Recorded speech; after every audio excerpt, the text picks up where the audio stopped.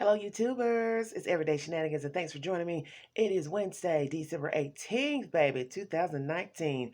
All right, I want to bring you all an update. This is going to be a two-part update pertaining to Mr. Robert Sylvester Kelly, better known to most of you as R. Kelly. There's been a little bit of rift going on between Drea Kelly, his ex-wife, and the Lifetime network. And this story was updated 3 hours ago, and it's brought to you all by Madame Noir. It reads as follows. Lifetime addresses Drea Kelly's lawsuit threat over surviving R. Kelly 2.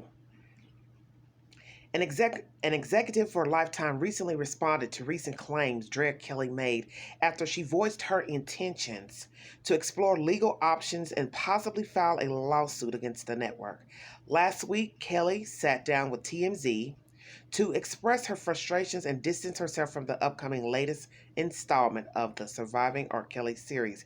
In her lament, Kelly explained that she was confused as to why producers for the Surviving R. Kelly 2 series chose to place footage of her interview with the January documentary into a promo trailer for part 2. Kelly believes it confuses audiences, leading them to believe that she will appear in the second installment. On Tuesday, Page 6 caught up with Lifetime SVP and Surviving R. Kelly executive producer Brie Miranda Bryant at a screening for the new film, where she shared her thoughts regarding Miss Kelly's claims. I hope she feels differently after she sees it, Bryant began. The pieces that were in the trailer are from her interview in part 1. She did not sit for part 2. But most importantly, Kelly basically expressed that she felt the network and producers abandoned the women who came forward to share their stories, offering little protection or aftercare resources, offering little protection or resources, to the women on and off set. We had two therapists who were able to consult with the survivors and participants after their interview, who were there throughout the duration of production. Bryant continued, it may have hit 23 advocacy groups that have helped us during the making of the series to make sure we were staying within proper parameters. Even decisions in terms of how we speak of these women. Are you a survivor or are you a victim? These are conversations we really have to have, she continued. How do they view themselves? What's the appropriate lens for that? We've tried to take it as seriously as possible. First and foremost, it's about the survivors feeling heard and getting them the justice that they need. An unnamed rep for Lifetime told Page 6 that Kelly failed to participate in several aftercare opportunities offered to participants and survivors. After the doc aired, Drea chose to not participate in many of the other things that the other survivors decided to do that we continually invited them to partake in. Most recently, we had invited the other survivors as well as Drea, but she declined to attend the Rap Women's event where there was a tribute to them for sharing their stories. Either way, Kelly faced heavy scrutiny for her decision to come forward months prior to the documentary airing regarding the abuse she suffered during her marriage to the embattled R&B singer. Many critics blamed her for some of the singer's antics and held no space to see her as a survivor as well. Kelly did not explicitly give much detail regarding whether she would definitely go through with the lawsuit, but hopefully a private agreement can be made between her and the network. And that story was brought by Madame Noir. And then I want to bring you another piece. And this said piece, you can find documentation with TMZ. R. Kelly has spoken, and he is denying the allegation that he participated in making a fake ID for Aaliyah. And it reads as follows. This is brought to you by TMZ. Okay. Robert Kelly attended court on Wednesday, and he is currently been charged in a revamped indictment on the charges of bribery with the purchasing of a fake ID for Aaliyah in 1994 in the Eastern District of New York. The ID falsely stated her as 18 on the document on August 31st, 1994. The new charge added is added on to his current racketeering charge out of New York City. Let's see. He joined the hearing by video from a Chicago jail where he is currently being held till trial. Mr. Kelly is facing cases that are federal and state in the state of Illinois and Minnesota. His ex-tour manager, Demetrius Smith, has publicly backed the Fed's claims that an ID was made to obtain a marriage license under false pretenses. And that information is brought to you by TMZ if you need verification. Now I will give you my commentary on the said matter. First, I will start with the first story of Drea Kelly. I don't know what's going on between them, but as you see, the producer or whomever of the Lifetime Part 2 sequel has given a statement that they have offered resources to the ladies while filming. But I guess Drea's issue is that after filming. Well, one could argue, well, you're on your own. You signed to participate in a film, but that doesn't mean I or said parties are going to offer you help thereafter, because we already know that's going to be argued.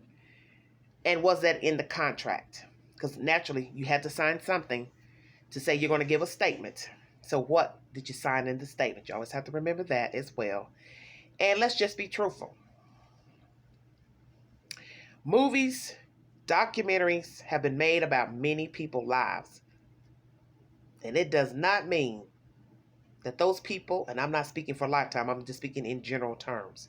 It does not mean that the said parties who are making a film, be it the director, the producer, the writer, cares about your well-being afterwards. They may seem nice while you're filming, or they're asking you questions for interviews, or they're even asking you questions to make a movie, film, a documentary about your life. Does not mean that they're going to care for you thereafter. And that's something you do have to consider when you're giving said information, especially personal information about yourself and your life and what you went through, allegedly. So Drea has made commentary that I have read to you before that she felt like that this program, this part 2, The Reckoning, is more of a reality show than being, I guess, a platform for women's rights, survivors. That was a comment that she made. Now, I don't know. I haven't watched it yet. It doesn't air until January 2nd, but I am looking forward to watching that said program, and I will see. And I will bring you all an update after that story airs on Lifetime. You can check my back videos for the time and dates for that said information. But as far as people throwing stones at her about the R. Kelly situation, naturally people are going to throw stones once you are saying anything negative against someone that they like or someone that they know. Now, I don't know what was truth in all the things that she claimed about Robert Kelly, but there's one thing we have seen. He does have a penchant for young women.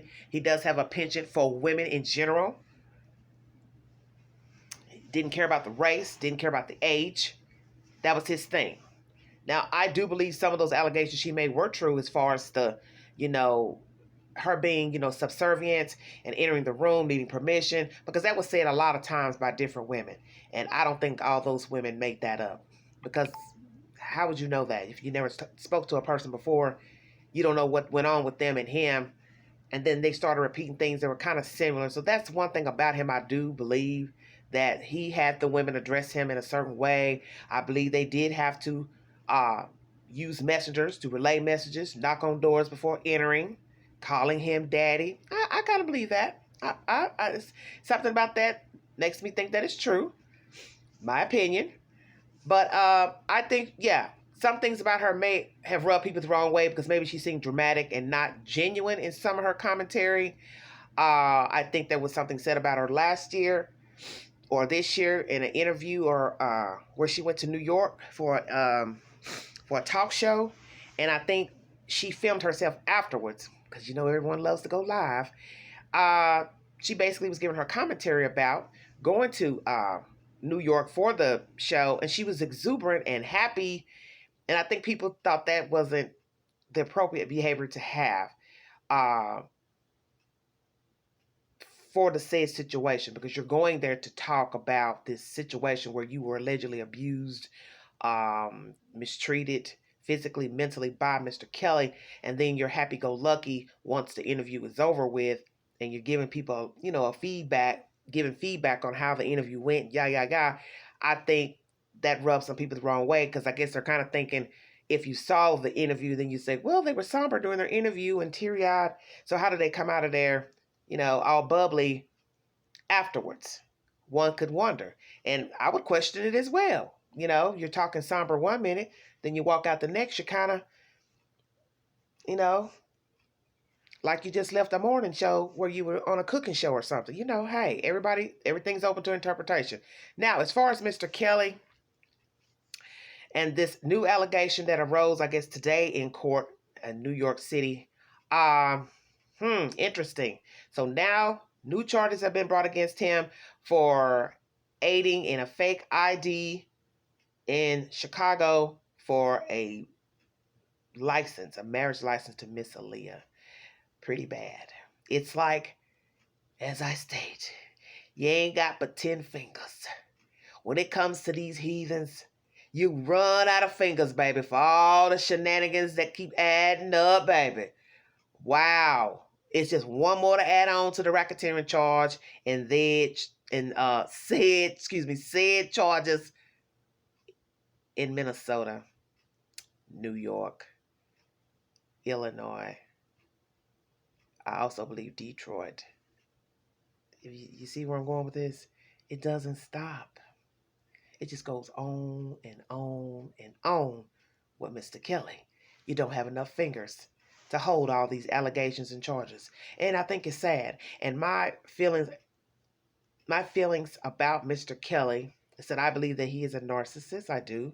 I believe he is a dominant figure in his relationships.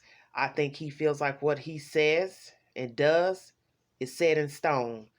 You don't have an opinion, you don't have a say. Now, why he chooses young women, girls under age of 18 is a mystery to me. Some people desire young girls. We all know that that's against the law in most states to partake in any type of relationship, sexual relationship with a minor under the age of 18. And you do have men who, and women as well, who seek out children. They have a desire for children. And it's a sick thing to say. It's a sick thing to have to repeat. But it is true. And we know it's true because we hear the countless stories of men and women also bedding children under the age of 18. Why he has a fascination with them, I do not know. I think it's sick and it's perverse. And I think because he was such a famous musician, a lot of people can't fathom the allegations because a lot of people want to judge the children. A lot of people have jumped on and said ugly things about the young girls who were actually children. I hate to admit to some of you, but under 18 is considered a child. And it does not matter if the child fancied Mr. Kelly, was attracted to him. That's neither here nor there, and you know it's wrong. So to say vile things that they chased him, they wanted it, listen to what you're saying. And I think it's sad that people have to put themselves in the shoes of the victim and the victim's families to understand that his behavior is wrong. It's illegal. As for the relationships with the women who were over 18, I still feel like he was abusive to some of them. Yes, I do. I think he has a persona, as I stated. He is a narcissist. He is a sadist. Because once you desire children, that's what you are. You're a sadist. I don't care if you ever sleep with another woman over the age of 18. You're a sadist. You are a creep. And I liked R. Kelly. Let me say that. Because as I stated, y'all, some folks love to get jiggy about what a person like and don't do. And, come on with all that. It doesn't matter. That's the problem with a lot of people. You put their sins on the back burner as if they don't exist and they have no validity because you like them. Because the music is nice. Because they play good ball on the basketball court or the football field. They dance well. Well, that doesn't matter. It doesn't matter. Wrong is wrong.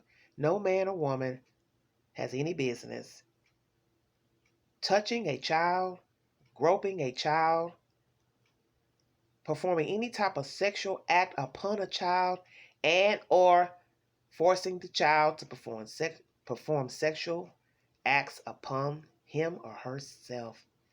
That's just a spoken word. And if you are in agreement with that, then there's something wrong with you. Because it doesn't matter that he's R. Kelly. It doesn't matter who the person's name is. A grown man or woman doesn't have any business sleeping with a child under the age of 18. There's too many women out here for a man to sleep, partake with, date, whatever he's desiring. Go find you somebody grown. Somebody who can reciprocate, okay? And that's the spoken word. And I also believe that at some point with these women who were older, he brought upon certain things he wanted to have done, and they probably weren't in agreement, didn't like it. But you know how that goes. Behind closed doors. It stays behind closed doors. And maybe they went along with the flow. I don't know. But as I stated, so many allegations were made about his deviant behavior behind closed doors.